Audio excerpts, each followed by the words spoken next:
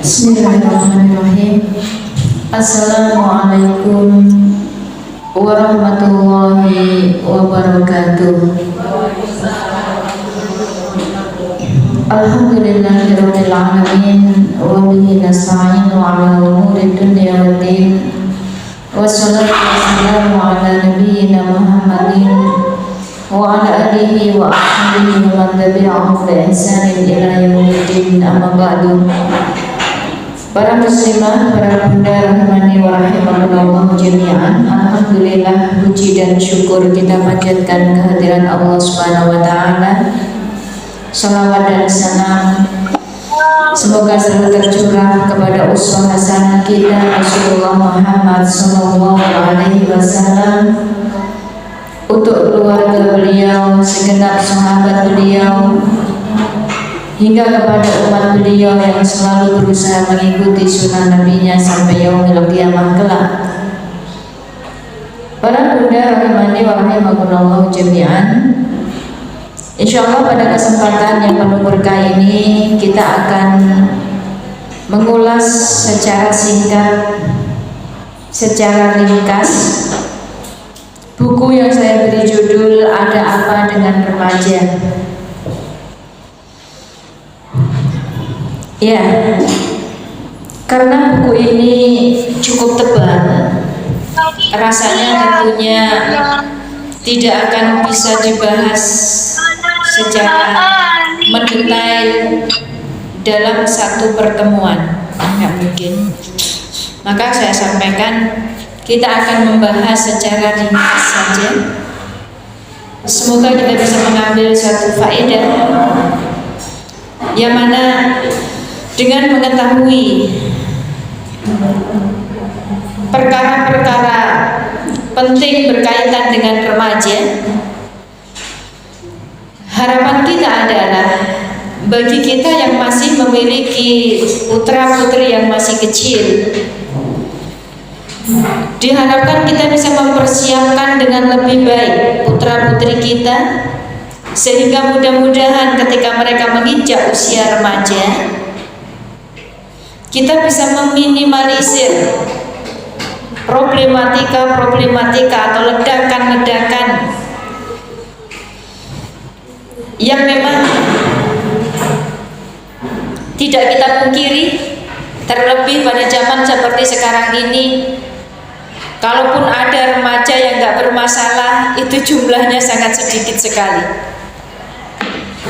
Mulai dari remaja sulit diajak komunikasi, membantah, memberontak, suka menyendiri, sulit fokus, terlebih berkaitan dengan manajemen emosi,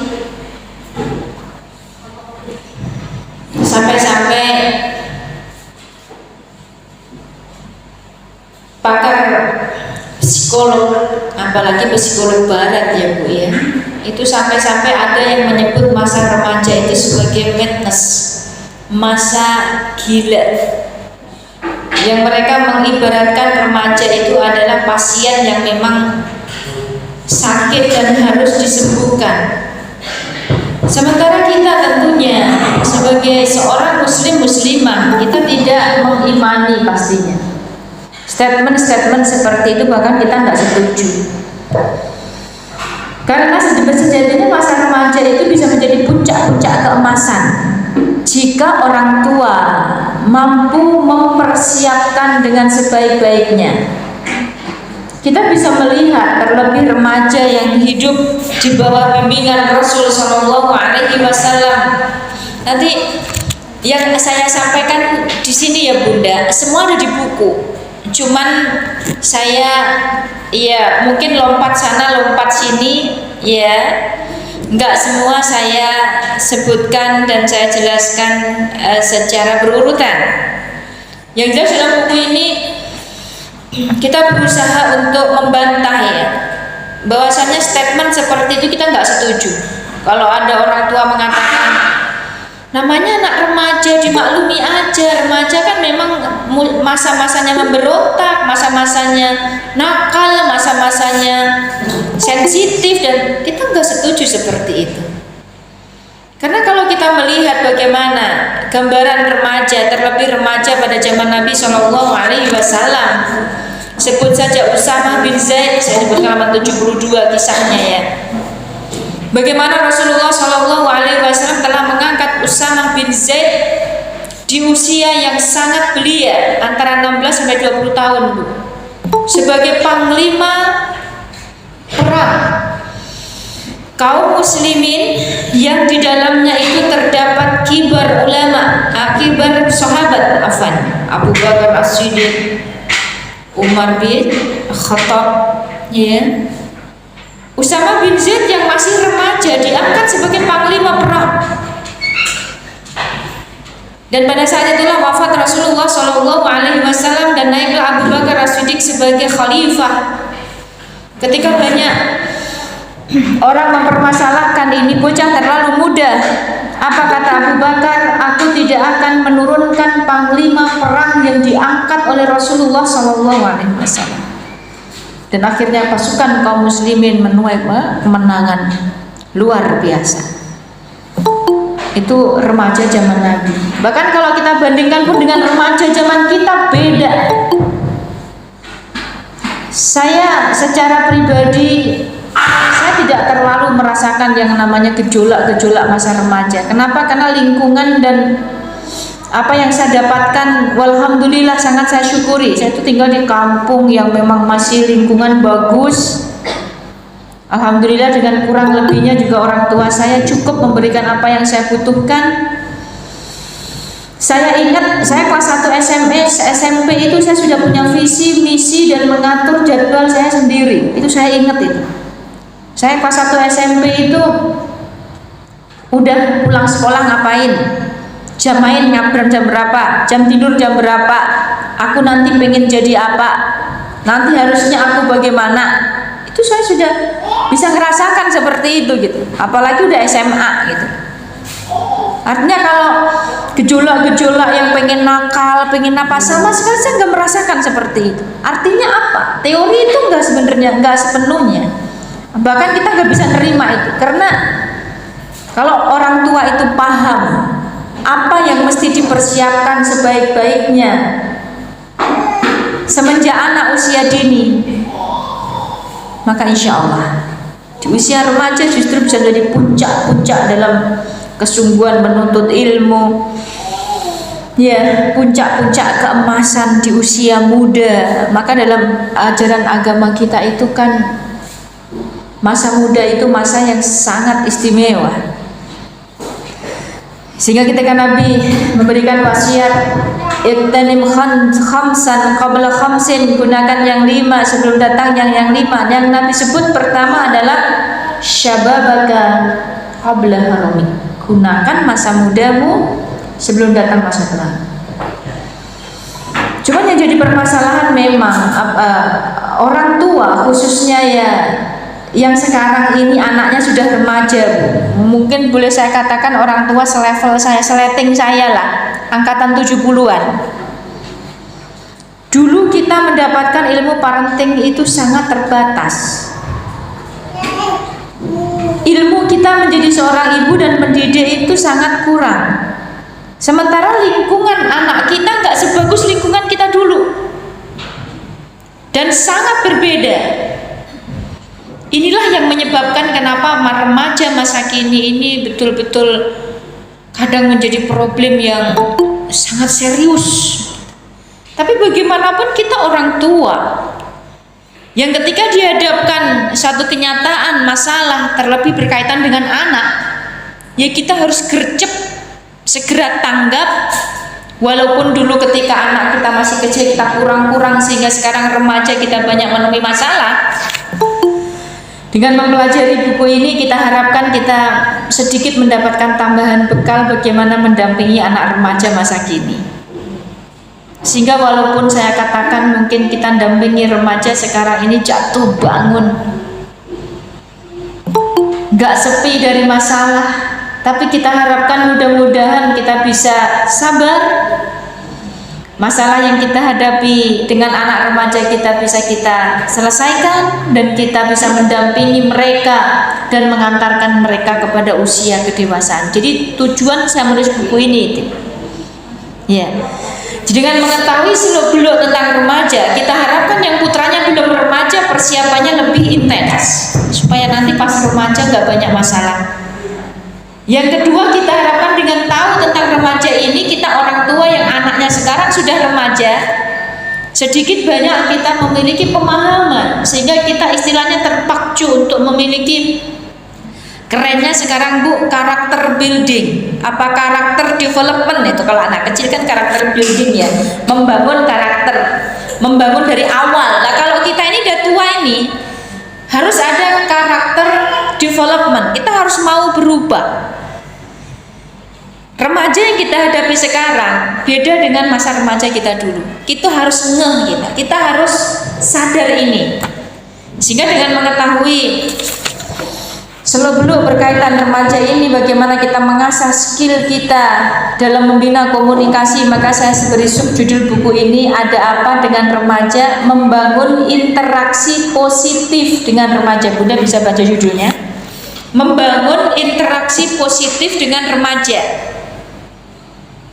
Kita harapkan kita, ya walaupun menemui banyak masalah dalam mendampingi remaja kita saat ini, kita tetap harus berusaha terus membina interaksi yang positif, hubungan yang semakin mesra, dan bisa menyuguhkan banyak manfaat. Itu harapan kita, ya Bunda. Baik, maka mari kita mulai pembahasan buku ini. Saya mulai dengan pengertian remaja. Remaja dalam bahasa Arab halaman 16 ya, disebut sebagai al-murahaqah. Berasal dari kata rohaqah yang artinya adalah mendekati. Jadi secara bahasa, masa remaja berarti usia meninggalkan masa kanak-kanak, mendekati masa dewasa. Jadi boleh dikatakan ini adalah fase transisi. Dibilang anak-anak sudah gede, dibilang dewasa, belum dewasa, itu remaja. Paham ya Bunda? Baik. Maka sebagian orang membagi masa remaja itu menjadi 3 fase, walaupun ini bukan pembagian yang baku. Yang pertama fase remaja awal, itu usia SMP. Biasanya di pertumbuhan fisiknya mulut cepat. Yang kedua adalah fase remaja pertengahan, itu masa SMA. Ini biasanya disitulah mentoknya pertumbuhan fisik. Dan fase remaja akhir itu masa di bangku kuliah, dari usia 18 sampai 21 tahun, kurang lebihnya seperti itu. Baik. Kemudian secara khusus kita akan menyoroti tentang remaja masa kini yang penuh dinamika. Sering ngagetin kita. Duh, kok anakku sekarang kok jadi kayak gini? Dulu kayaknya nurut, kok sekarang kayak berontak. Dulu kayaknya diajak pergi kemana-mana mau, sekarang kenapa nggak mau? Dulu suka lendotan, sekarang diajak ngobrol aja menghindar. Kenapa ini? Ya, anak jadi cenderung menyendiri, suka di kamar, nggak keluar-keluar. Jumpa orang tua cuek, sering dan mudah bad mood, dikit-dikit bad mood, dikit-dikit bad mood. Kita pun banyak bertanya-tanya, kok beda kali sama aku dulu ya? Betul Bunda? Saya ingat saya dulu lulus SD, itu mau daftar SMP ya nggak diurus sama sekali sama bapak. Udah kita legalisir ijazah sendiri, laminating sendiri, ke tempat fotokopi naik sepeda sampai 4 kilo, terus daftar. Orang tua tahu pengumuman, kamu lanjut kemana? Betul. Itu lulus SD loh. Kok beda ya anak sekarang ya? Anak sekarang yang ngantri daftar ibunya. Itu tidak. Mesti kita tanya, gimana persyaratannya, udah lengkap belum? Bahkan kadang orang tuanya yang nyiapin, mana ijazahnya, mana aktenya, mana ininya. Ibunya yang hunting kemana-mana. Mau ini nanti di mana? Beda bunda, beda dari sisi kedewasaan, kemandirian, ketelitian, keuletan, kepekaan sosial. Terlebih lagi berkaitan dengan manajemen emosi. Mungkin banyak kita yang bertanya, kok beda banget sih dengan masa aku remaja dulu? Dan mungkin jawaban yang sering terlontar kepada kita adalah ketika ditanya, kamu kok beda kali sih sama mama muda dulu? Jawabannya singkat, beda zaman, Ma. Toye. Ini yang ingin kita soroti bunda, karena jawaban itu sebenarnya ada benarnya. Iya,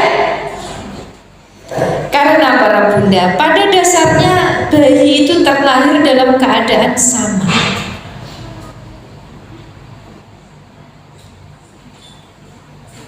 Bunda mungkin akan saya ajak berimajinasi sebentar. Imajinasi loh ya, ngayal-ngayal dikit gitu ya. Coba bunda bayangkan saat ini bunda berjumpa dengan seorang remaja laki-laki usia 16 tahun kelas 2 SMA. Pakaiannya rapi, islami, rambutnya tersisir rapi, pandangannya nggak liar, tutur katanya santun, pemikirannya terpelajar, adabnya bagus. Udah kebayang belum bunda? Sudah. Sekarang bayangkan remaja kedua. Bunda jumpa remaja yang sama umurnya 16 tahun, tingginya nggak jauh beda, gemuk-gemuk badannya nggak jauh beda, tapi yang bunda lihat adalah celananya robek-robek, tato di mana-mana, badannya berdebu, rambutnya kucel, diwarnai, di tengah sini dipang kayak anak, matanya liar, ya sikapnya bikin kita takut. Bisa kebayang bunda? Bisa. Pertanyaan saya adalah, ketika dua remaja ini lahir ke dunia ini, sama nggak kondisinya? Sama. Waktu 16 tahun itulah yang akhirnya merubah dua sosok anak manusia ini menjadi bak bumi dan langit. Rentang zaman 16 tahun inilah yang merubah mereka.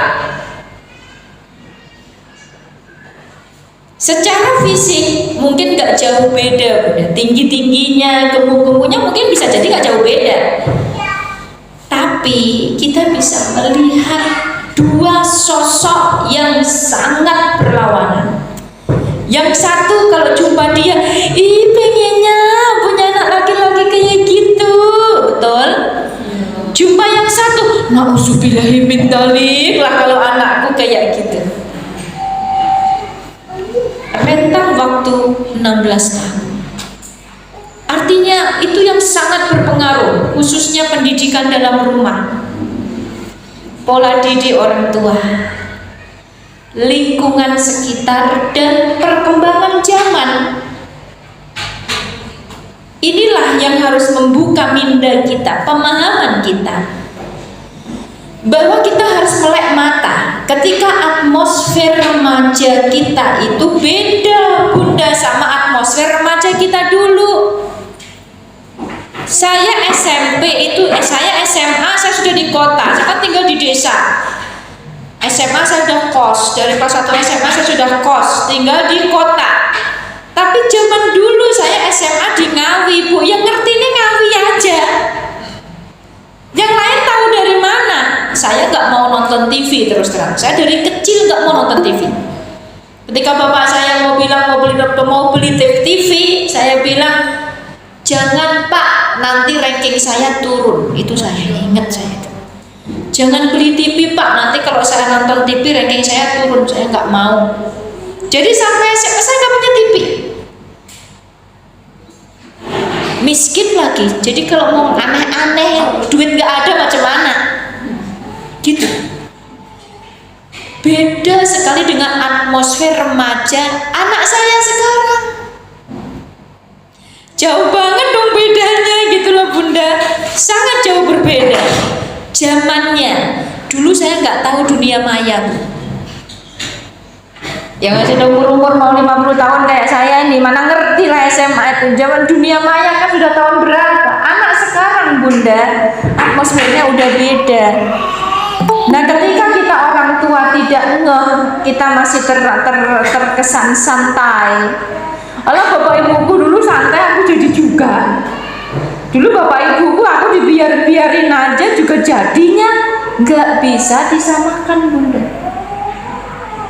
Ini dia. Maka sejenak saya ingin mengupas secara lebih ibarat kata kalau kita pegang handphone tuh di zoom, kita zoom. Apa sebenarnya yang terjadi? Ya, silakan dibuka halaman 21 Afan. Ya, Allah Subhanahu wa taala menciptakan dua unsur pada diri manusia, yaitu jasmani dan rohani. Fisik dan akal. Yang mana manusia akan terus tumbuh dan berkembang seiring berjalannya waktu. Mulai dia terlahir sebagai bayi yang lemah dari sisi fisik maupun akal. Seiring bertambahnya usia, seiring berjalannya waktu, berubah menjadi seorang yang dewasa, sempurna secara fisik maupun akalnya. Nah, kita akan cermati lebih pertumbuhan fisik. Bunda, bayi manusia itu ketika lahir sangat lemah. Sehingga kalau bayi manusia lahir dibiarin pasti mati. Bahkan dalam hal ini bayi binatang memiliki kemampuan atau insting bertahan hidup lebih besar daripada anak manusia. Banyak itu kucing yang dibuang hidup, nggak diasuh sama induknya, dibuang pula sama orang, hidup. Manusia nggak mungkin. Ya, bayi manusia itu kalau nggak dipindah nggak bisa pindah, Bu. Nggak bisa belajar jalan sendiri, belajar cari makan sendiri, nggak bisa. Semua hal yang berkaitan dengan bagaimana dia bertahan hidup harus dipelajari dari orang lain, khususnya orang tua. Tapi sebenarnya ini merupakan satu ketetapan qadar takdir Allah yang hikmahnya itu luar biasa, Bunda. Sehingga bayi manusia itu di usia 5 tahun pertama kehidupannya itu gak akan pernah lepas dari orang tuanya dan akan sangat bergantung kepada orang tuanya. Inilah sebenarnya kesempatan yang Allah berikan kepada orang tua untuk memberikan yang terbaik bagi pertumbuhan anak secara fisik maupun akal, dan juga untuk membangun bonding, ikatan hati antara kita dengan anak kita. Tapi kadang orang tua kurang paham ini, kurang ilmu. Baik. Nah, berkaitan dengan pertumbuhan fisik, Bunda, supaya bayi itu bisa hidup dan terus berkembang perlu kita penuhi kebutuhan fisiknya, sandang, pangan, dan papan.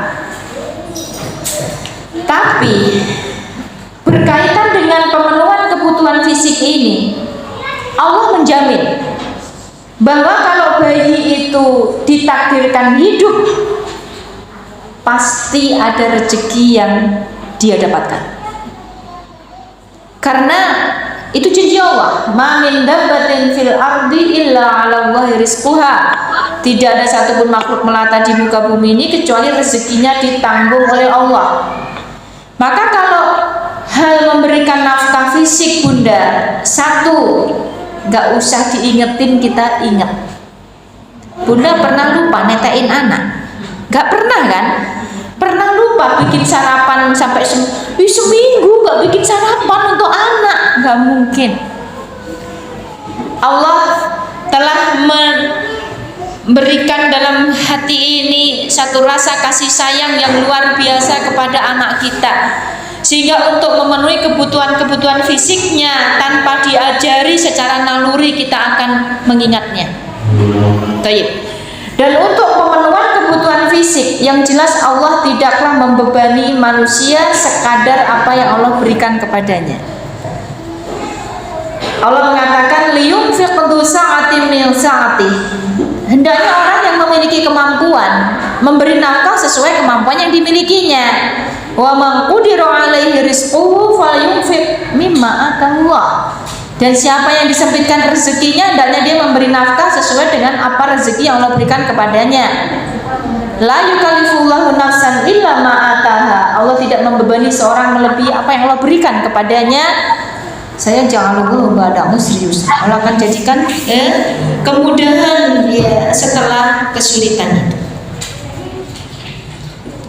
Ya, maka tumbuhlah sang anak dari jabang bayi sampai kita mengenal istilah balik. Balik itu kaitannya dengan pertumbuhan fisik. Maka balik itu ditandai dengan sempurnanya organ seksual pada seorang anak. Maka anak wanita itu tanda baliknya haid pertama. Anak laki-laki tanda baliknya mimpi basah pertama. Jadi Bunda catat, istilah balik itu kaitannya dengan pertumbuhan fisik. Nah Bunda, kenyataannya kalau soal pemenuhan kebutuhan fisik itu kurang-kurang dikit gak masalah Bunda. Ya, artinya kalau misalnya memang kita itu terlahir miskin, cuman bisa ngasih makan anak nasi pakai sambal atau pakai kerupuk, kita cuma bisa kasih baju anak setahun sekali, cuma bisa kasih tempat tidur dari bambu, itu nggak terlalu berpengaruh kok sama masa depan dia. Karena nggak jaminan juga anak yang pas balita kaya raya nanti gedenya kaya. Ada yang waktu kecil itu miskin, gedenya kaya. Ada yang kecilnya kaya, gedenya miskin. Artinya kalau pemenuhan kebutuhan fisik itu kurang-kurang dikit enggak ada masalah. Mungkin sekedar cerita karena saya hidup di kampung yang sangat terpelosok dan bukan orang kaya. Saya itu makan nasi setengah basi biasa. Saya minum air mentah itu sampai SMP. Makan nasi aking itu biasa. Ya, tapi saya bersyukur, Bu. Justru masa kecil itu membuat saya lebih struggle. Insting bertahan hidup saya lebih kuat daripada orang-orang yang waktu kecil kaya. Saya tahu kalau masuk kebun apa yang bisa dimakan. Daun ini bisa, daun ini enggak. Dan saya juga bersyukur sekali karena saya dulu kecil miskin. Makan itu sesuatu yang membahagiakan. Artinya bisa makan itu bahagia. Makanya makan itu Bu, pagi, siang, sore, titik. Gak ada jajan, gak ada ngemil. Alhasil apa? Saya semua makanan bisa masuk. Keuntungan pertama. Keuntungan kedua, saya sampai sekarang gak punya sakit mah. Kenapa? Makannya teratur dan sangat real food. Makanya cuma nasi, sayur, tempe sepotong, gitu-gitu aja. Itu nggak ngaruh kok bagi masa depan saya. Karena saya dulu miskin Bu, selama SD hampir nggak pernah gosok gigi. Karena nggak punya gosok gigi. Kadang pakai pasir di kali. Tuh serius saya bilang. Kalau nanti ada pemeriksaan gigi dari guru SD pakai baju. Tapi itu nggak ngaruh bagi masa depan saya. Saya bersyukur walaupun saya SD nggak pernah sikat gigi, sampai sekarang saya nggak pernah sakit gigi. Kenapa? Makanan saya sehat. Saya nggak kenal permen, coklat, orang nggak kenal. Makanya paling-paling mangga muda. Makan juga nggak pernah cuci tangan. Jarang yang mau makan cuci tangan pun jarang. Cacingan biasa. Nggak masalah. kota tahu bersih, pergi sendiri cacingnya. Saya jelaskan ini untuk kebutuhan fisik, Bunda. Itu kebutuhan yang orang tua selalu perhatiin. Minumnya cukup enggak, sayurnya, buahnya. Toyib, memang kita perhatiin, Bu. Tapi jangan lupa, dua remaja yang saya bayangkan tadi, ibu-ibu saya sudah bayangkan, itu pertumbuhan fisiknya nggak jauh beda, Bunda. Tapi yang membuat mereka begitu berbeda adalah nih, kebutuhan bagi perkembangan akal, ya, halaman 26 kita soroti perkembangan akal. Manusia itu diciptakan oleh Allah. Ketika terlahir di dunia ini, Allah tegaskan, wallahu akhrajakum min butuni ummahatikum la ta'lamuna syai'a wa ja'ala lakumus sam'a wal absara wal af'idata la'allakum tashkurun, halaman 26. Dan Allah mengeluarkan kamu dari perut ibumu dalam keadaan tidak mengetahui apapun. Lantas Allah jadikan untukmu pendengaran, penglihatan, dan akal pikiran agar kamu bersyukur. Jadi para Bunda, manusia ketika lahir itu seperti harddisk yang masih kosong, seperti lembaran kertas yang putih bersih. Tapi manusia diberikan kecerdasan dan panca indera yang dengannya dia bisa mempelajari ilmu sebanyak-banyaknya dari apa yang Allah ajarkan kepada mereka. Ini berbeda dengan binatang, karena kebanyakan binatang itu hidup dengan naluri. Sudah Allah beri kemampuan dan ilmu semenjak lahir di dunia ini. Saya contohkan lebah, Bu. Lebah itu bisa membangun sarang heksagonal simetris sempurna, padahal nggak pernah belajar geometri, apalagi ilmu tentang arsitektur. Dia nggak pernah, tapi dia sudah tahu itu. Ya, laba-laba itu nggak pernah belajar kimia, Bu, tapi dia tahu bagaimana membuat bahan yang lebih kuat daripada baja sebagai sarangnya. Itu dia bedanya. Sabbihisma rabbikal a'la alladzi khalaqa fasawwa walladzi qaddara fahada. Allah yang menciptakan, menyempurnakan, menetapkan, dan memberi petunjuk. Jadi itu dikasih petunjuk sama Allah. Nah, manusia itu masih kosongan, lahir kosongan. Tapi Allah istimewakan manusia dengan ini, otak. Otak manusia itu beda sama binatang. Inilah bagian yang membuat manusia itu jadi istimewa. Makanya orang yang nggak pakai otaknya itu orang yang menghinakan dirinya. Karena kita tuh diistimewakan dengan otak ini. Ya, saya terangkan sedikit dalam buku ini. Otak itu bagian tubuh yang sebenarnya nggak terlalu besar, mungkin kurang lebih hanya 1,5 kilogram ya. Tapi inilah organ tubuh yang paling rumit dan letak keistimewaan kita. Karena sejatinya ibu melihat bukan dengan mata, ibu mendengar bukan dengan telinga, ibu bicara bukan dengan mulut, tapi dengan otak. Maka kalau organ bicara di otak rusak, kita nggak akan bisa lihat kalau matanya masih utuh. Gitu. Dan otak manusia itu organ yang sangat menakjubkan. Diperkirakan di usia 18 tahun remaja ya, otak manusia itu tidak kurang dari 100 miliar neuron sampai 5 triliun neuroglia. Masya Allah. Neuron itu sel fungsional, neuroglia itu sel pendukung.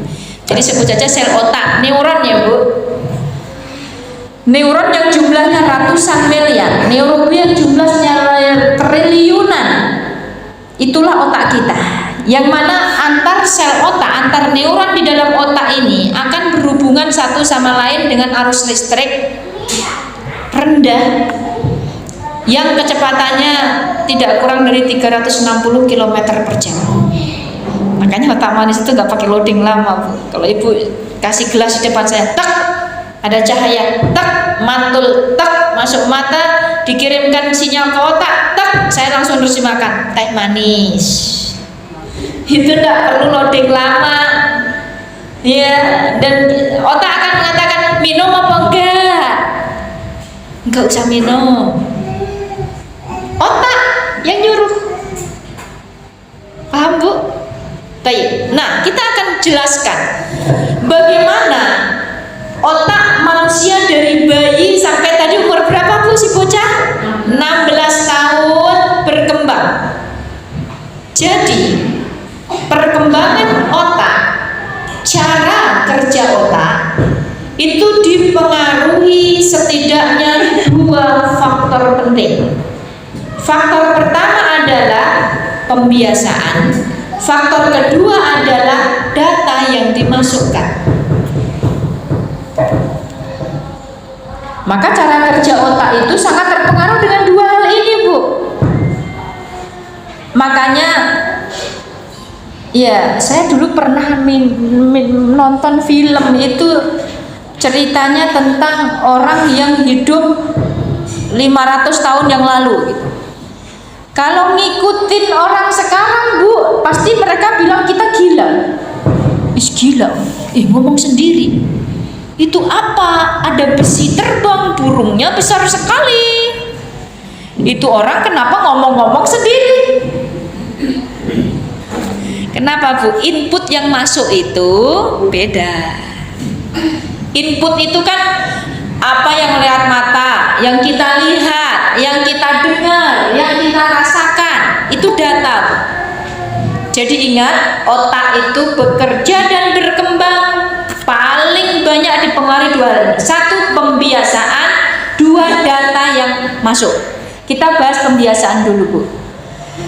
Jadi otak manusia itu apabila seseorang melakukan satu aktivitas, baik itu aktivitas berpikir, berbicara, atau aktivitas gerak, maka akan membentuk satu pola tertentu antar neuron.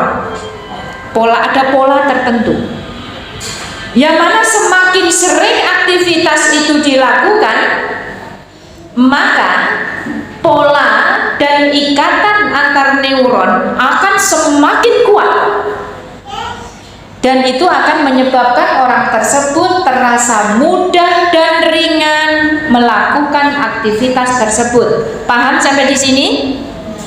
Iya.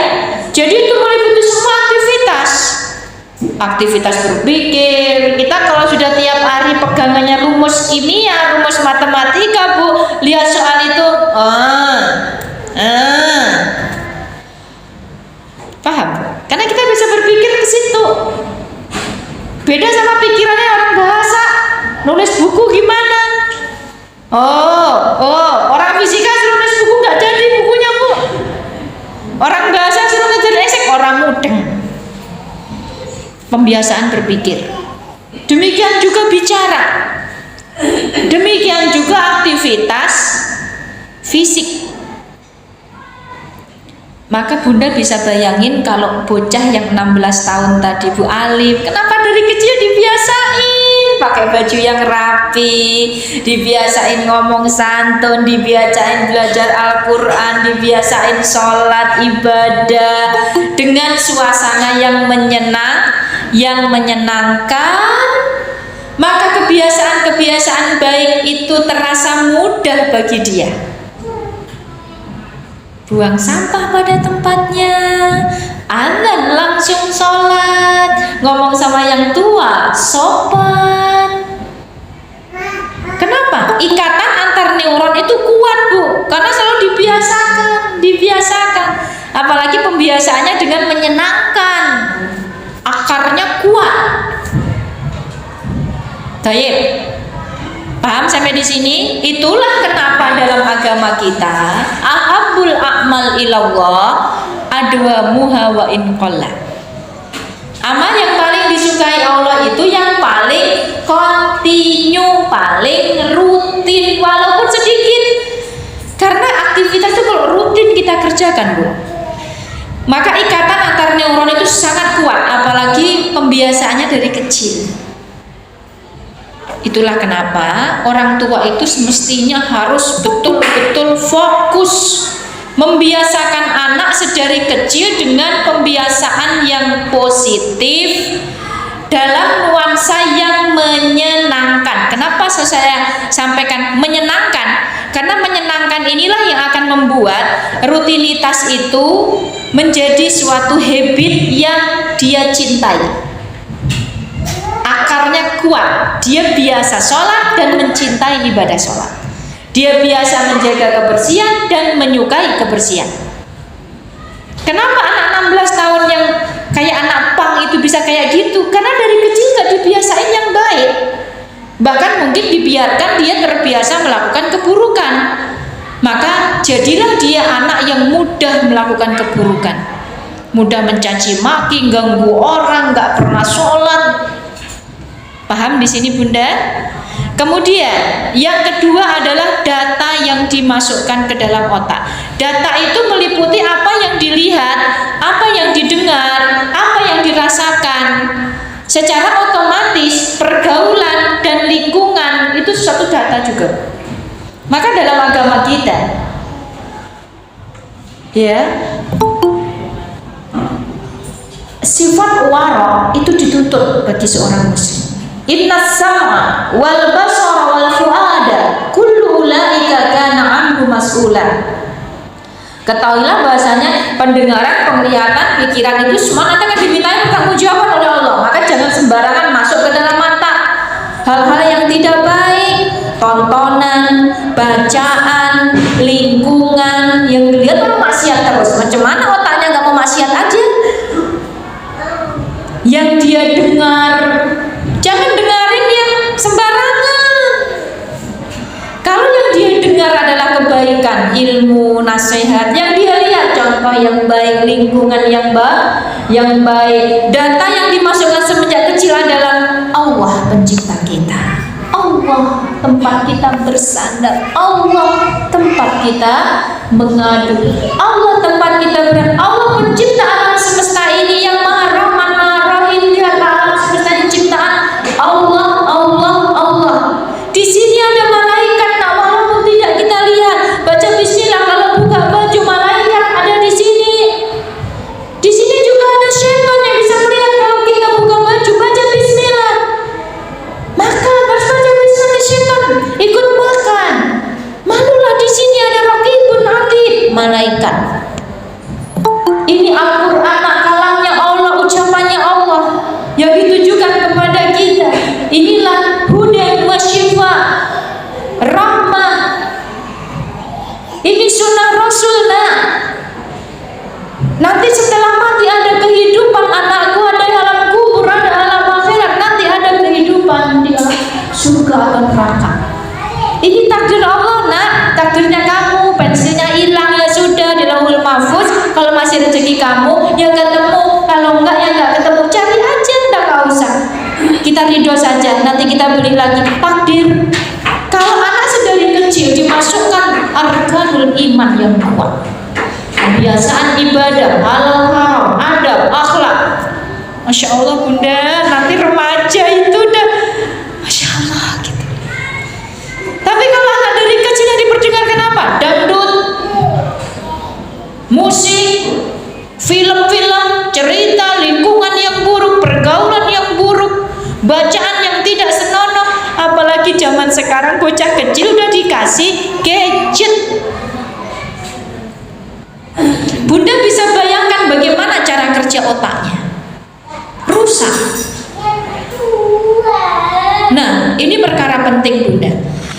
Idealnya kalau orang tua bisa menciptakan rumah sebagai tempat pendidikan yang terbaik, halaman 35. Kesimpulannya, perkembangan akal sangat dipengaruhi oleh peran kedua orang tua. Maka semenjak usia dini, orang tua harus menjadikan rumah sebagai wadah pendidikan secara maksimal. Wadah pendidikan yang hangat lagi menyenangkan bagi anak. Orang tua harus memberikan perhatian yang besar untuk terus mengisi memori anak dengan ilmu dan pengajaran yang positif dan membentengi jiwa anak dari Orang tua juga harus serius membiasakan anak dengan hal-hal yang positif dan terpuji dalam kesehariannya, dengan suasana yang hangat penuh cinta. Dan orang tua memilihkan lingkungan bergaul yang baik, sekolah yang baik, tempat tinggal yang baik. Kalau itu semua dilakukan, insya Allah ketika pertumbuhan fisik balik si anak, pertumbuhan akalnya juga sudah cukup bekal. Pas balik, perkembangan akalnya sudah cukup kedewasaannya, walaupun belum dewasa kan, tapi sudah cukup. Sehingga masa transisi atau yang kita istilahkan masa remaja itu tidak memakan waktu terlalu lama, anak akan menginjak usia rusyad. Usia rusyad itu usia setelah balik. Para ulama mendefinisikan rusyad itu artinya adalah kelayakan dalam agama dan kecakapan dalam mengelola diri dan harta. Rusyad. Jadi itu anak sudah tertanam cintanya sama Allah, takutnya kepada Allah, muraqabatullah. Juga sudah anak yang sudah memiliki visi misi, tahu mengatur waktu, mengatur aktivitas, ya, harta, udah ngerti hidup bagaimana, dewasa lah. Idealnya kayak gitu. Kalau pertumbuhan fisik dan akal itu seimbang. Tapi yang menjadi permasalahan, seindah itukah realita remaja masa kini? Mari kita lihat remaja digital, remaja zaman sekarang ini, halaman 38. Kenyataannya Bunda, yang pertama, karena pengaruh nutrisi, lingkungan, radikal bebas, akhirnya masa balik anak remaja sekarang itu datang dengan lebih cepat. Padahal dalam agama kita, anak yang sudah haid, sudah ihtilam, secara hukum disamakan dengan orang tua, orang dewasa, dalam hal melaksanakan perintah, meninggalkan larangan, bahkan dalam hukuman pidana. Itu dalam Islam kalau sudah balik sama dengan orang dewasa. Kenyataan pertama ini kita agak jelek. Saya haid kelas 3 SMP. Rata-rata anak kita haid di usia SD. Bahkan kelas 4 SD sudah mulai haid. Kelas 5 SD. Bahkan anak kelas 3 sudah haid. Ya salam. Realita pertama. Realita kedua, sebaliknya kematangan mental remaja sekarang cenderung berjalan lebih lambat. Di antaranya sebabnya adalah kemudahan hidup zaman modern karena kemajuan teknologi, sehingga mereka lebih akrab dengan segala sesuatu yang bersifat instan. Beda sama zaman kita dulu. Zaman saya dulu, Bu, kalau saya pengen makan ayam goreng, prosesnya saya ikutin betul. Duh, dibantu nangkep ayamnya sing itu tuh, sing kemanggang kayak, yuk kita tangkep. Satu sana, satu sini nangkep. Ketangkep. Udah pegangi kaki nih, kepala nih, bapak sing nyembelih. Rek, disembelih, ditimbun itu, darahnya ditimbun. Ibu nyalain pawon pakai kayu bakar itu, terus mendidih, dicelup-celup. Nah, sekarang bantu ini punya nyebutin bulunya. Habis bersih bulunya dibetetin istilahnya, dipotong-potong, kasih bumbu, digoreng. Siang baru makan ayam goreng. Anak sekarang mau makan apa, Nak? Ayam goreng nih, ya udah. Klik, klik, klik. Tok, tok, tok, ayam goreng datang. Betul, Bu? Jadi anak itu gak tahu proses. Hampir segala sesuatu taunya instan. Bahkan kalau kita dulu nanam sayur, tahu dari mulai nanam. Anak sekarang, Bu, kalau beli kadang sayurnya pun dipetiin. Bahkan taunya sayur asam itu tinggal ketik sayur asam. dia akan makan sayur asam. Kebutuhan sekarang ini ya, dengan kemudahan yang begitu banyak untuk hajat-hajat kita. Karena anak sekarang nggak ngalami ya Bu, nyari kayu bakar, nyalain kompor minyak. Taunya Ibu ceklek microwave, ceklek air fryer, ceklek paling kompor gas. Jadi kematangan otak itu lambat. Kemudian kecerdasan sosial remaja sekarang cenderung lebih lemah. Kenapa? Disebabkan kurangnya interaksi sosial di dunia nyata. Kebanyakan larut di dunia maya. Kalau anak zaman kita Bu, jumpa yang sama-sama seragam biru putih, kamu SMP mana? Rumahmu di mana? Dulu SD-nya mana? Boleh nggak aku main ke rumahmu, kita jadi kawan? Kalaupun jauh, paling dulu sahabat pena, kirim surat, sampai ada zaman dulu koleksi perangko. Betul? Dulu ada organisasi Karang Taruna. Setidaknya keluarga separah-parahnya zaman dulu Bu, nonton TV di ruang keluarga, nonton sinetron bareng, terus dikomentari bareng. Kok kayak gitu? Betul, ya gitu. Masih ada interaksi sosial.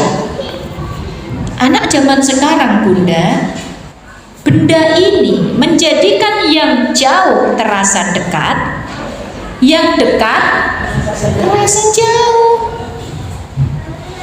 Berapa kali saya menemui rekam, misalnya saya ngajak makan anak-anak gitu, merhatiin orang-orang itu. Kita makan di steamboat gitu Bu, yang nyiapin diri semua gitu. Ibunya nyiapin kompornya, bapaknya nyiapin dagingnya. Anaknya yang masih 3 tahun dikasih handphone Bu, suruh nonton. Anak-anak kecil udah dikasih handphone. Sehingga di ruang keluarga sibuk makan handphone sendiri.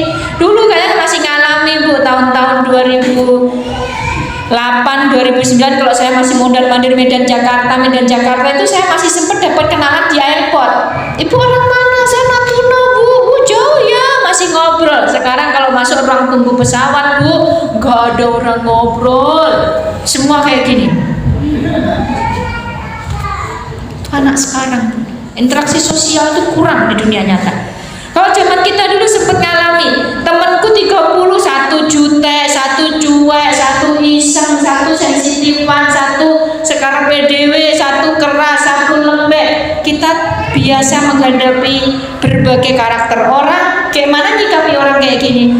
Anak sekarang Bu, bertemannya cuma kayak gini, ngomongnya sama orang Eropa, sama orang tadi mana-mana. Sementara sama keluarga cuek, macem, nggak ngelihat, nggak peduli sama lingkungan. Kecerdasan sosial jadi kurang. Kemudian kehadiran gadget canggih di setiap detik waktu itu sering mengakibatkan otak kurang terasa secara maksimal. Remaja sekarang itu malas ngapal. Saya contohkan, kalau saya zaman dulu mau pergi ke rumah teman itu ngapal betul kan? Perempatan belok kanan, ada pohon besar terus, ada toko warna hijau, jarak 3 rumah, di situ rumahnya. Ngapal, ada tuntutan. Anak sekarang Bu, 16 kali ke situ, habis baterai handphonenya nggak nyampe tempat. Karena biasa kemana-mana ngandalin cik cik cik cik, denger belok kanan, belok kiri, ya. Terus Anda sampai ke tempat tujuan, belas nggak ngapa. Alah tenang, ada harddisk eksternal. Kalau zaman kita dulu ngapal betul Bu. Kalau anak sekarang kan ngapalnya pas ujian aja, nanti lupa kapan-kapan kan bisa tanya Mbah Google, beres. Tuh Mbah Google tahu semua. Jadi cenderung males. Maaf. Kalau zaman dulu kita mau belajar masak aja kan Bu, nanya sama orang yang pinter masak, bikin clipping resep masakan. Beda ya Bu sama sekarang ya. Jadi ini ya menyebabkan apa ya, daya ingat, fokus, konsentrasi itu kadang jadi lemah. Terus mudahnya remaja sekarang mengakses segala bentuk informasi, itu menyebabkan data sampah dalam memori anak. Jadi memori anak itu dipenuhi data semua, data sampah, data yang nggak penting. Di sana ada kecelakaan, di sana ada kriminal, di sana ini, itu kan data yang nggak penting. Apalagi baru buka Instagram, cuy, wow, udah data kayak air buah, wow, besus. Sementara yang namanya data yang masuk melalui media sosial media itu, sosmed itu Bu, tentunya nggak semuanya membangun dan positif. Tapi ada data-data yang sebenarnya cuma nyampah, data yang unfaedah, bahkan kadang data yang jelas merusak, inbus istilahnya, informasi busuk. Semua masuk ke otak anak, lup. Apalagi mantengin IG, mantengin Twitter, mantengin ini, mantengin itu, YouTube semua. Ibu bayangin, otaknya udah capek Bu, semua masuk. Itu kan beda sama zaman kita dulu. Yang saya pernah cerita, saya itu tinggalnya di kampung Bu, informasi itu sangat terbatas. Paling data yang masuk ke otak saya itu cuma data dari kata-kata Pak Guru. Pak Guru bilang kalau matanya mau sehat, habis baca setengah jam, istirahat dulu, lihat pohon yang hijau, yang jauh ya nak, langsung diserap, langsung dipraktekkan. Itu ya rumus kimia semua dihafal.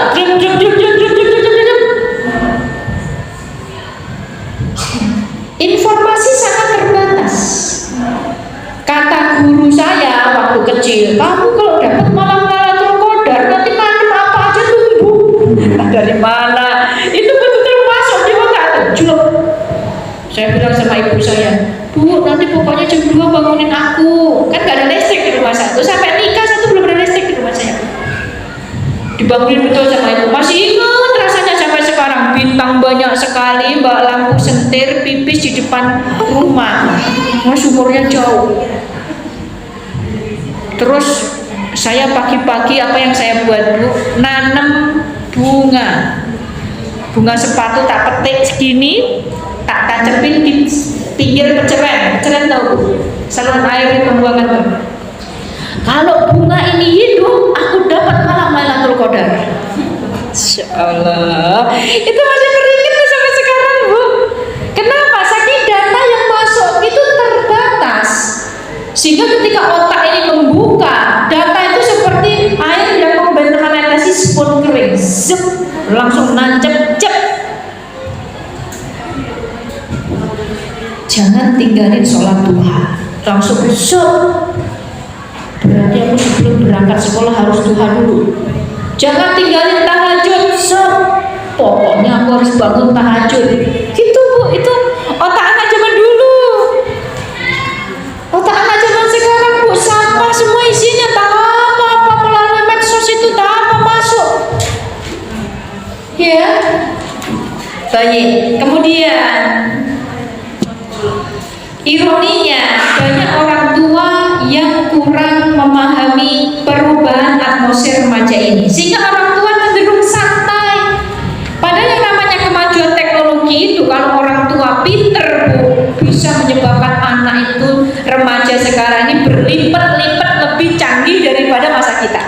Karena sekarang kan mau ngajarin akidah, mau ngajarin apa, kita gampang belajarnya. Cari ilmu parenting, gampang kita dapatnya. Anak mau belajar ini belajar itu, teknologi sangat membantu. Jadi sebenarnya kalau orang tua dengan kondisi ini dan memanfaatkan kondisi ini dengan sebaik-baiknya, berarti anak kecil kapan? Gak boleh pegang layar cyber. Aku tahu di 5 tahun pertama itu harus diberikan stimulan-stimulan yang real, karena motorik semuanya sedang berkembang pesat. Dulu kan gak ngerti kalau ibu kita, kalau kita kan harusnya ngerti. Anak dibawa ke pantai, ayo nak main pasir, ayo main basah-basahan. Semua dijelasin dengan teliti. Coba lihat, ini ada warna apa saja, mana warna, mana lembut, mana kasar. Ini ciptaan Allah. Coba kalau orang tua ngeh dengan perubahan ini, justru kemajuan zaman bisa dia jadikan sebagai teman untuk memberikan yang jauh lebih baik dari yang diberikan orang tua kita zaman dulu. Tapi sayang, orang tua seleting banyak yang gak paham, sehingga cenderung sampai. Saya sering sampaikan, harusnya skema pendidikan anak itu seperti ini, Bunda. Apa ini? Seperti corong. Di usia dini itu kita harus ekstra, Bu, dalam membiasakan, dalam memasukkan memori-memori yang positif, membentengi anak dari memori-memori yang negatif. Ya, membiasakan anak dengan lingkungan yang penuh cinta. Itu harusnya gini, Bu, strict kita tuh. Betul-betul harus sungguh-sungguh. Nanti kalau sudah gede ada SMP, udah biarin. Udah remaja itu pergaulannya lebih luas, intelektualitasnya berkembang, biar nyari sendiri. Kita tinggal mendampingi aja. Tapi ironinya, justru yang dipraktekkan orang tua itu skemanya seperti ini. Ya karena kurangnya ilmu tadi, Bu, waktu anak balita. Ya wis biarin aja, yang penting gak rewel, gak diajari apa-apa. Anak SD, namanya anak SD, nakal-nakal dikit belum ngerti, namanya masih kecil, longgar sekali.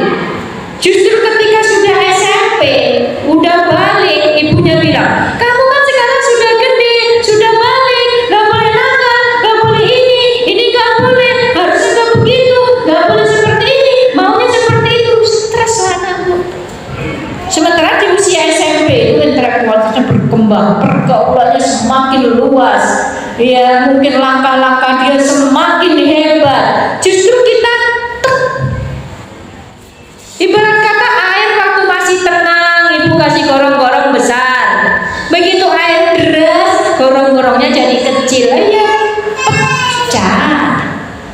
Itulah yang terjadi pada remaja kita sekarang. Berontaklah. Orang dari kecil gak dibiasain, Bu, mencintai sholat. Gede kawannya gak sholat, ya gak sholat, marah gitu. Ya, dari kecil gak dibiasain jaga kebersihan, gak biasain buang sampah pada tempatnya, gak dibiasain mandi yang bagus, membersihkan, gak dibiasain. Orang tua santai aja, namanya anak kecil. Begitu SMP dibilang, kamu tuh udah gede, harusnya kamu jaga kebersihan, kamu mulai kayak gini, harus bersih. Stres lah bu anaknya, berontak pasti, karena itu bukan sesuatu yang mudah bagi dia, karena selama masa kecil gak dibiasakan. Alhasil, Bu, masa balik anak remaja sekarang datang lebih cepat. Rentang masa remaja jauh lebih panjang, dan tercapainya usia rusyad mundur. Itulah yang menjadi dinamika yang luar biasa remaja sekarang. Ya, maka para bunda kita harus mau belajar bagaimana namanya anak remaja kita jadi kayak gitu, kan salah kita juga. Kita nggak bisa lepas tangan. Ya, makanya para bunda setidaknya ya di sini bukunya tebal ya bunda. Di sini ada kita mengasah skill berdialog, skill berkomunikasi, skill mempengaruhi anak, menciptakan lingkungan yang positif. Bagaimana nanti bunda baca sendiri di rumahnya. Saya cuma membahas bahas awal saja. Ya, jadi intinya kalau kita dihadapkan remaja yang seperti itu, kita harus berusaha membina interaksi yang positif. Kita harus dekat sama anak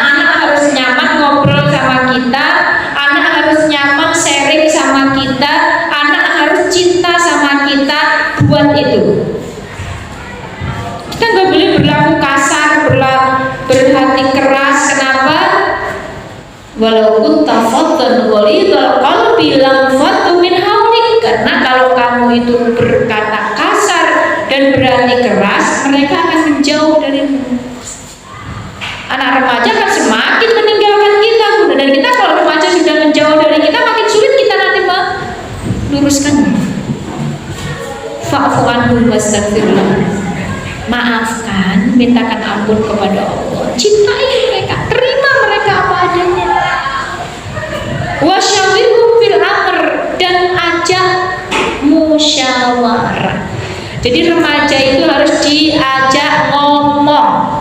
Bagaimana dialog yang nyaman sama kita, makin intens kita ajak ngobrol, ngobrolnya menyenangkan, dan disitulah kita berusaha untuk membangkitkan kesadaran sedikit demi sedikit, mempengaruhi anak, meluruskan yang perlu diluruskan, membimbing apa yang perlu dibimbing dari dia.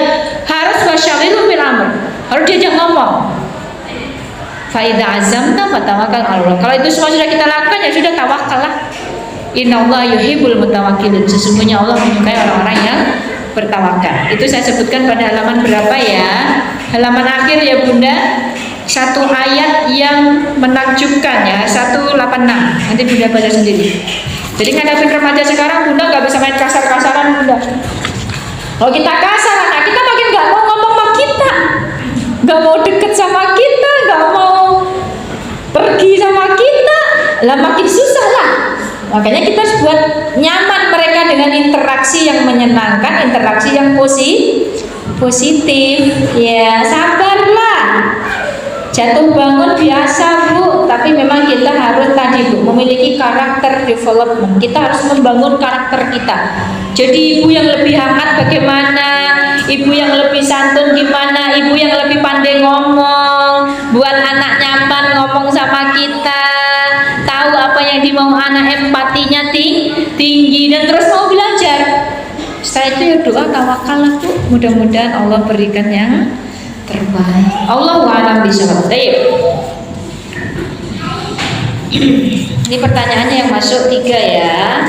Belum ada yang lain? Baik, saya jawab. Alhamdulillah, assalatu wassalamu ala rasulillah wa ala alihi wa ashabihi wa man wala amma ba'du. Menghadapi anak yang mudah bad mood. Oh gitu aja. Mungkin maksudnya bagaimana kali ya? Mungkin bagaimana menghadapi anak yang mudah bad mood. Mungkin maksudnya gitu kali ya? Iya, baik. Iya, para bunda, yang pertama dan terpenting adalah bunda jangan ikut-ikutan bad mood. Itu. Karena anak yang bad mood akan sangat memancing kita.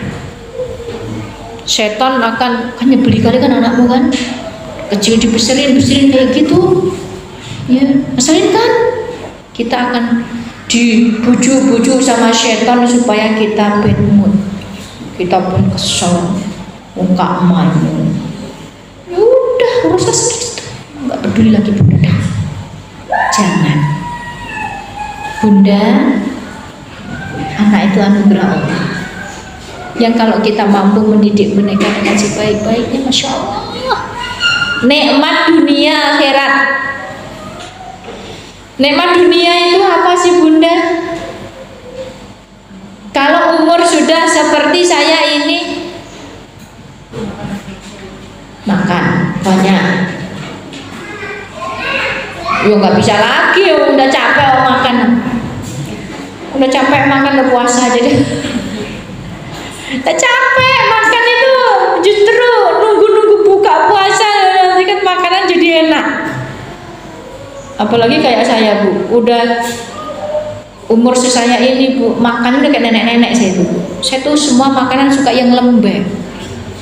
Makanan saya bubur talbina itu Bu, kayak bubur bayi.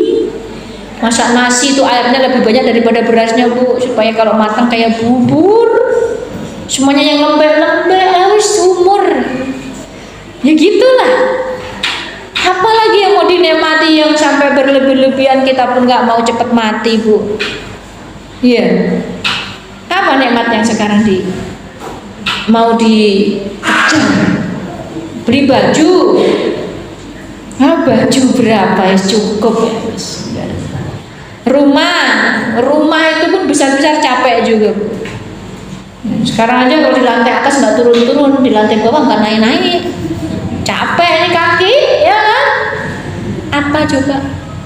Paling yang menyenangkan itu kalau saya, ya kalau tema dunia ya Bu, jalan-jalan sama anak-anaknya seneng-seneng ngobrol di mobil, ya kita harmonis sama anak-anak, kita bisa ngasih nasihat, pelajaran, anak-anak pun seneng, anak-anak jadi anak-anak yang santun, sayang sama kita. Wih, itu tema dunia yang kalau saat ini paling lah Bu menyenangkan Bu. Iya. Ya begitulah, kalau kita bisa mendidik anak kita dengan baik, nama dunia luar biasa. Bahkan tentunya kita lebih daripada itu, karena kita ingin mereka menjadi sebab terus mengalirnya pahala dan ampunan bagi kita setelah kita mati. Ya, makanya ya tahan. Kalau anak bad mood, jangan ikutan bad mood. Kita harus bantu anak kita untuk mencairkan mood dia. Nah, kita harus sabar dan kita harus bisa menguasai diri. Dan kita betul-betul bersungguh-sungguh minta tolong sama Allah. Lembutkan hati anak saya ya Allah. Ya, perbaiki hubungan antara kami ya Allah. Bantu saya mencairkan mood dia ya Allah. Minta tolong sama Allah. Habis itu ya kita belajar dong bagaimana kita menghadapi anak kita. Dia anak yang sudah hidup sama kita dari perut sampai bocah sampai itulah, kita memang harus mengasah skill kita di dalam membina komunikasi yang hangat sama anak. Karena anak itu perlu kita buat suasana yang nyaman, mungkin dengan sentuhan tangan kita, candaan kita, atau kata-kata kita yang membuat dada dia lapang. Jadi anak yang bad mood itu satu, jangan dimarahi, jangan disalahkan, jangan dipojokkan, jangan dicemberutin, nggak bisa Bunda. Kita seakan-akan kita tidak tahu dia sedang bad mood, terus kita pegang. Ini tanganmu kenapa nih? Kok luka ya? Misalnya. Kita pegang tangannya. Anak Bunda nih, Masya Allah. Cantik ya jarimu ya, Masya Allah. Kita berusaha kayak nggak ada apa-apa Bu. Kita mulai pembukaan. Ya, pembukaan pembicaraan itu dengan sesuatu yang membuat dia senang, merasa diperhatikan, dan kata-kata kita itu membuat dia lapang. Masya Allah ya, tulisanmu bagus sekali. Ya, Bunda itu punya anak, kamu tuh bersyukur banget loh. Jadi kita pura-pura aja nggak tahu dia bad mood gitu loh Bunda. Kita cari sesuatu yang bisa membuat dada dia lapang, mau ngomong, kalau bisa bercanda gitu. Intinya itu apa yang masuk ke telinga dia, yang masuk lewat mata dia harus membuat dada itu lapang. Kita senyumin, kita bawain apa. Bunda tadi beli coklat loh, jadi inget kamu di rumah. Pasti suka. Tadi Bunda ke situ terus, wih anak Bunda kan suka coklat ini. Langsung deh Bunda beli. Ini untuk kamu. Kita pura-pura aja nggak tahu diri ribet. Ya, dengan kata-kata yang menyenangkan, hadiah, sentuhan, sikap, kita akan tahu. Oh, moodnya udah cair, terus ngomongnya udah rileks. Oh, ininya nggak bergerak lagi. Kita kan ibunya akan tahu. Jadi ya begitu. Kita mulai dari diri kita, kesungguhan doa kita, dan upaya dari kita. Salah satu trik yang bisa kita sampaikan seperti itu. Jadi masukkan ke telinga dia, mata dia sesuatu yang membuat dada dia lapang. Kalau bisa dia mau ngomong sama kita, ngomongnya udah rileks. Ya, berusahalah Bunda, karena kalau mood dia sudah baik, insya Allah akan mudah kita berkomunikasi. Maka bantu dia supaya nggak moody. Salah satunya apa? Pola tidur yang sehat, pola makan yang sehat, pola pikir yang sehat, itu sangat mempengaruhi Bunda. Kalau anak kita biarin bergadang malam pasti moody, pasti bad mood itu. Otak capek, Udahlah kadang malam makannya licin terus. Sementara pola pikir gak kita arahkan kepada bagaimana mencari keridhaan Allah, bersyukur kepada Allah. Ya sudah bunda, kasihan anak seperti itu ya. Baik, Allahu a'lam bishawab. Bagaimana kita memberikan sex education secara tepat supaya mereka tidak mendapat informasi yang salah dari luar, terutama dari internet atau dari teman secara tidak tepat? Ya, mungkin untuk jawaban lebih lengkap Bunda bisa membeli buku yang saya tulis, Tarbiyah Jinsiyah, Pendidikan Seksual untuk Anak dan Remaja dalam Islam. Ada yang sudah punya Bunda? Gak ada, belum nyampe sini. Iya, makanya Bunda, kita itu kalau mau bekal yang lebih dalam mendidik anak, ya ke toko buku lah, cari buku-buku parenting dibaca, ngikutin kajian. Apa namanya? Ya sekarang di internet tuh banyak banget sih, kalau sebenarnya kalau kita mau ya kita pilih saja parenting Islami gitu. Ya syaratnya baca buku Bunda. Ya, lagi ya godaan kita kan sekarang berat Bunda. Kayaknya lebih enak baca gosip artis ya daripada baca buku ya. Baca di berita ngalor ngidul tak apapun faedahnya. Bagus baca buku. Ya. Jadi sebenarnya para bunda memberikan sex education itu ya dari bayi sebenarnya. Ya, dalam buku itu saya sebutkan tiap bab itu ada metode pembelajaran. Satu bab metode pembelajaran, satu bab metode pembelajaran supaya lebih memudahkan. Ya. Jadi memang ya intinya bunda pembelajaran yang sudah kuat dasar semenjak usia dini ini akan banyak sekali keuntungannya yang akan kita dapatkan seiring nanti anak semakin besar, semakin paham banyak hal ya. Maka saya sebutkan dalam buku itu beberapa perkara penting ya. Salah satunya ya memang penanaman akidah gitu. Karena sekarang anak nggak dikasih gadget, dilema. Anak sekarang nggak ngerti internet, gak mungkin. Ini sekarang udah lebih kebutuhannya daripada beras.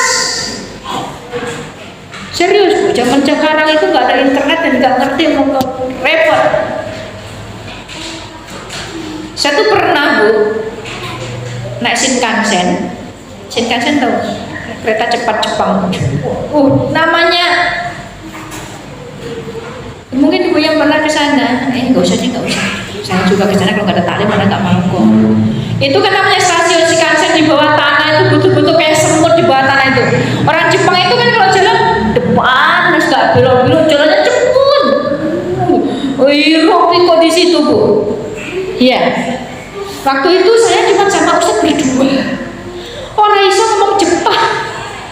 Orang mereka ngomong bahasa Inggris juga nggak se ini gitu, ya, nggak sepandai negara-negara lain lah saya bilang ya. Orang Jepang itu ngomong bahasa Inggrisnya pokoknya mendingan kita daripada dia gitu loh. Nggak semua ngerti bahasa Inggris gitu. Yang terjadi apa Bu? Dulu kan masih zaman modem, jadi internet itu cuma dulu masih saya dikasih modem. Jadi modem itu nanti kan provider sini nggak bisa dipakai di sana, jadi saya dikasih modem kecil gitu sama teman-teman di sana, terus nyambung ke internet. Modemnya habis baterai mati Bu, saya nggak baca charger. Kebayang nggak sih? Mana nih jemputnya di mana? Mau hubungan habis. Saya baru, ya Allah, zaman sekarang ternyata internet lebih penting daripada makan ini. Makanya saya apa yang saya buat waktu itu Bu? Saya cari muka-muka orang Indonesia. Mana yang mukanya kayak orang Indonesia? Terus saya tanya, Mas, orang Indonesia ya? Iya Bu, gitu. Ya. saya bisa pinjam modem sebentar nggak mas, saya ini mau jumpaan sama yang jemput, nggak bisa, bilang ini nggak ada internet ya. Karena kita kalau sama-sama orang satu negara kan oh iya boleh, selamat lah. Coba kalau nggak ada internet waktu kayak mana nasib awak nih, susah lah. Apalagi ya teknologi zaman sekarang, anak kita gaptek repot bersaing zaman sekarang. Betul enggak? Anak kita nggak boleh gaptek, harus melek teknologi. Tapi kan ini jadi pisau bermata dua. Kalau kita tidak bisa menanamkan muraqabatullah, ya, merasa diawasi Allah, rindu kepada surga, takut kepada neraka. Jangankan anak kita bunda, orang yang sudah tua-tua saja jadi pecandu pornografi, yang udah tua dan nikah juga masih juga nggak tahan selera gitu. Gimana anak kita? Maka penanaman akidah tetap nomor satu, baru kemudian komunikasi yang lancar dan hangat sama kita, suasana rumah yang dibangun atas dasar cinta dan kasih sayang. Itu yang kedua. Baru nantilah pilar-pilar tarbiyah jinsiyah yang lain, dari menundukkan pandangan, dari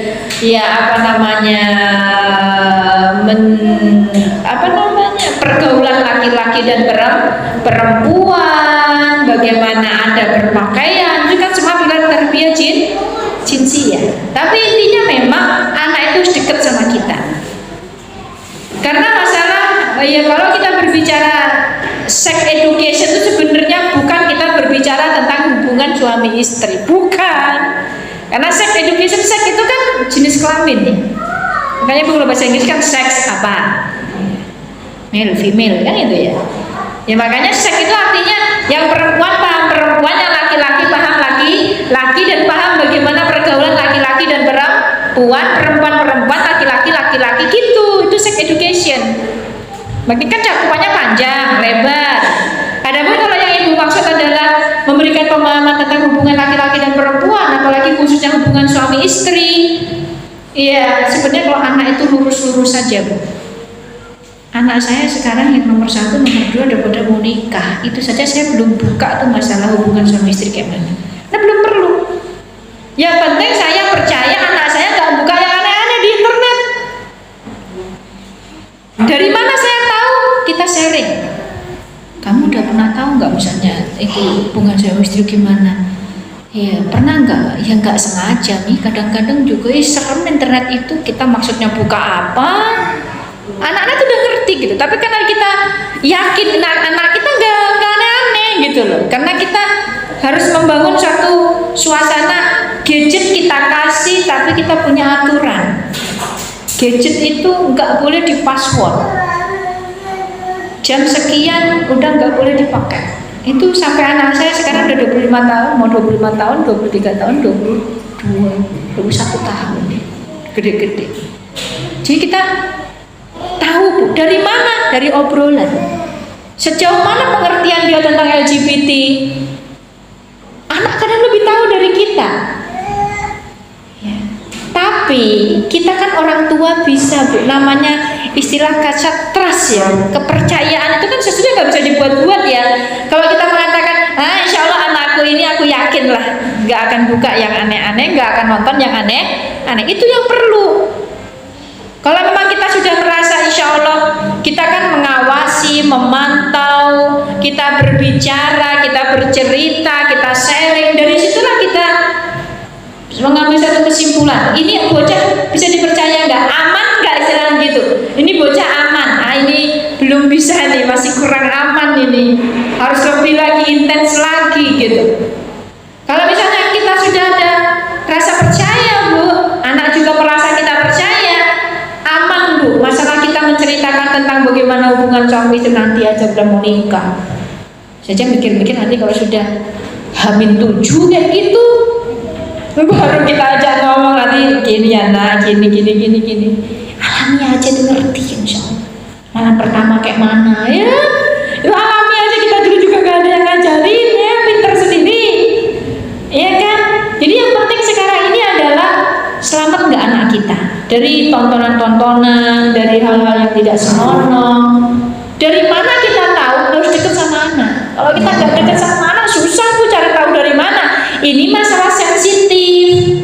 Anak nggak akan mau terus terang sama kita kalau kita nggak dekat sama dia. Nah, itulah pentingnya. Mengapa kita harus dekat sama anak? Ya, jadi seperti itu. Jadi kalau yang termasuk adalah pilar-pilar tarbiyah jinsiah yang sifatnya umum, bagaimana memahami perbedaan laki-laki dan perempuan, itu semuanya ada pilar-pilarnya, Bu. Ini bagi yang bertanya bolehlah ya dibaca bukunya, ya, ya. Coba tolong dibacakan, Bu. Saya bertanya udah agak-agak. Ustazah, qadarullah wa masyaallah, saya ibu rumah tangga punya anak usia terbesar 12 tahun, paling kecil di bawah 1 tahun. Saya punya problem dalam rumah tangga dengan suami kurang dalam perhatian terhadap anak. Saya memutuskan untuk berpisah dengan suami.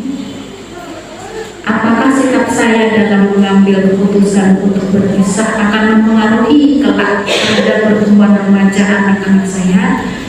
Sedangkan anak-anak sudah terbiasa tidak dekat dengan ayahnya.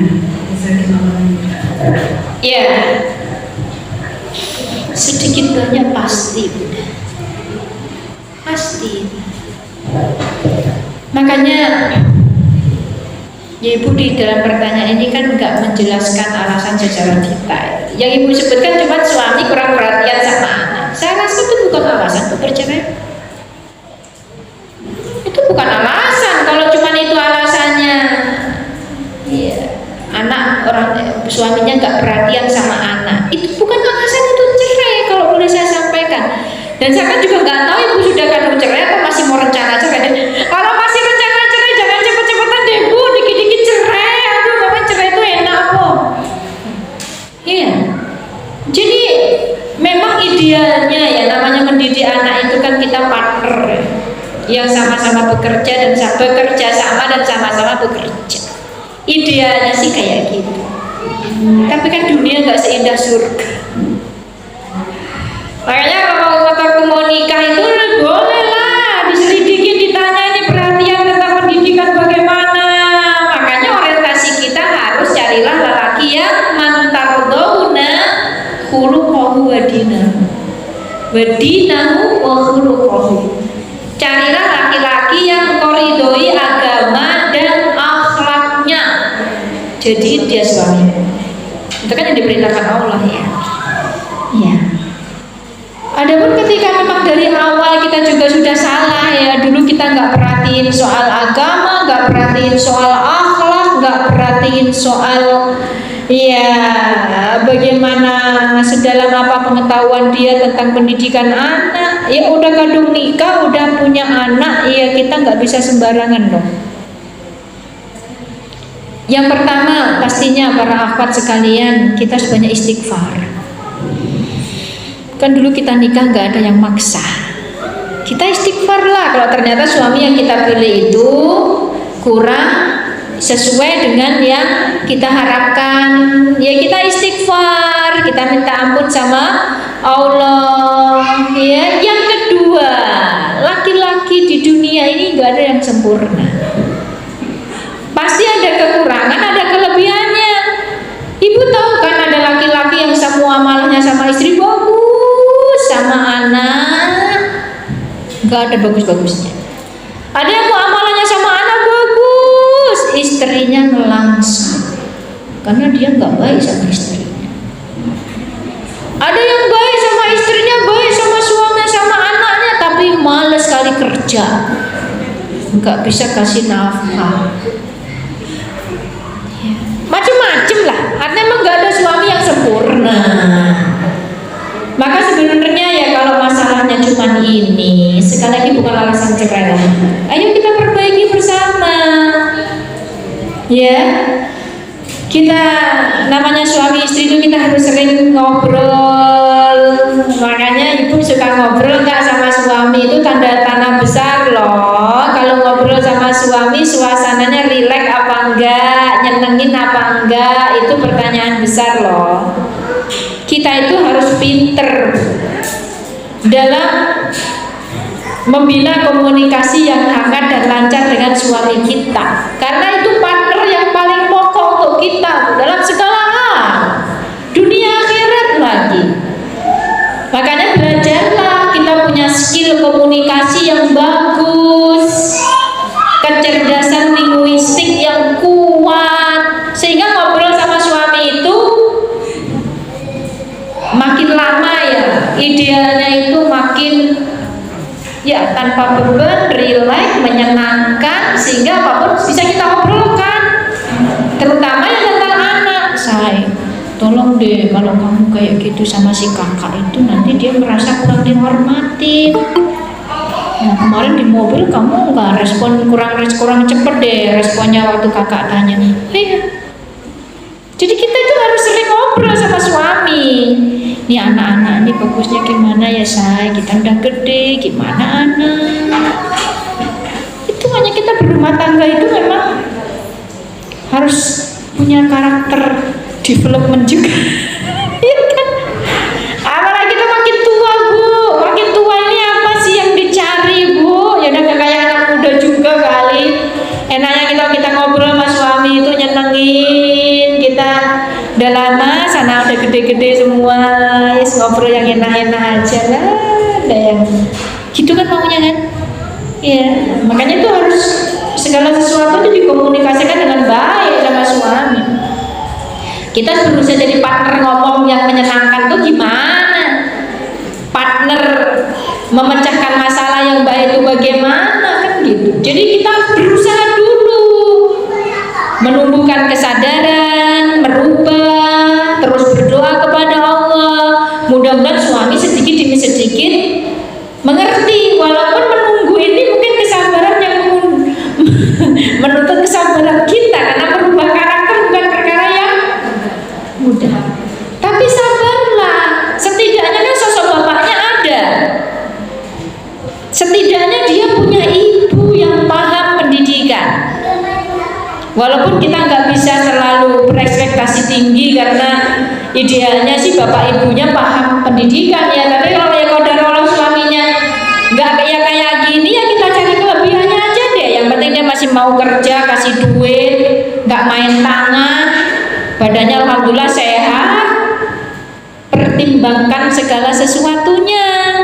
Apakah dengan perceraian itu akan lebih baik bagi agama, dunia, akhirat saya dan anak-anak saya?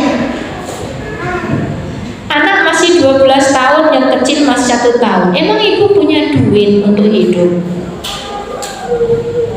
Emang ibu kerja? Ada income yang jelas? Ntar kalau cerai, anak ibu ada yang mengcover.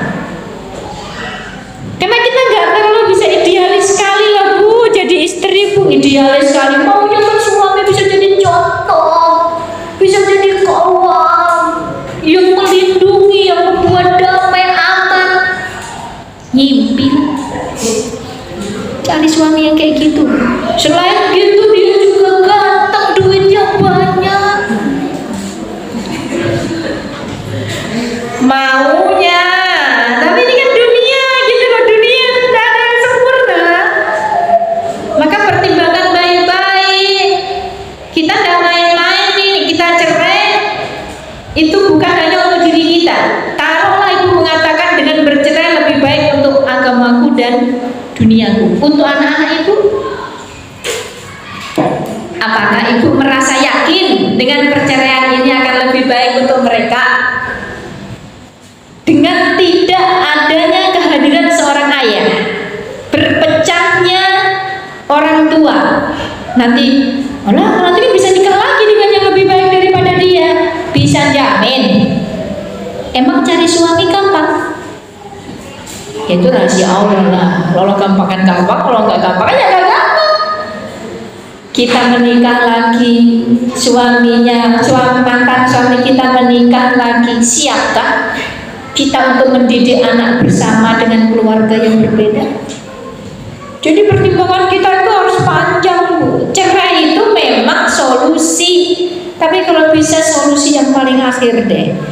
Kalau memang ibu merasa dari sisi nafkah dia masih bertanggung jawab, nggak pernah KDRT, ya segera mungkin masalah pendidikan anak belas nggak peduli, sabarlah. Ya, kalau memang dengan menikah, dengan mempertahankan rumah tangga ini akan lebih baik, ya sabar. Setidaknya kan anak ada ibu yang mau peduli tentang pendidikannya. Ya, jadi kalau pesan saya sih ditimbang banyak hal, Bu. Jangan karena kita semangat tentang parenting, orang suami nggak tahu parenting langsung pisah aja kita, habis itu nggak makan. Anak keleleran, aduh kasihan dong. Ini dunia itu kita tergantung kayak mana jalaninya aja deh. Kalau kita buat senyum-senyum, nah kalau kita buat mewek-mewek lah dunia ini, iya kan? Ya, makanya ya mintalah petunjuk dari Allah. Ya, semoga ada jalan keluar yang terbaik. Jangan pernah berputus asa dari rahmat Allah. Ya, Allah wa'alam bishawab. Ya, mungkin demikian saja. Kalau sudah ada pertanyaan, mudah-mudahan kajian singkat ini bermanfaat untuk kita semuanya. Kurang lebih saya mohon maaf. Terlebih doa dan harapan, semoga Allah berkenan memberikan hidayah kepada kita dan buah hati kita semuanya. Mudah-mudahan mereka menjadi anak-anak yang soleh dan solehah, diselamatkan dari segala keburukan, dan semoga Allah bersatukan kita dalam kebaikan dan kebahagiaan di dunia wal akhirah. Allahumma amin. Ya, kita langsung tutup, Ibu. Iya, kita langsung tutup dengan membaca doa kafaratul majelis. Subhanallahumma wa bihamdik, asyhadu an la ilaha illa anta, wa astaghfiruka wa atubu ilaik.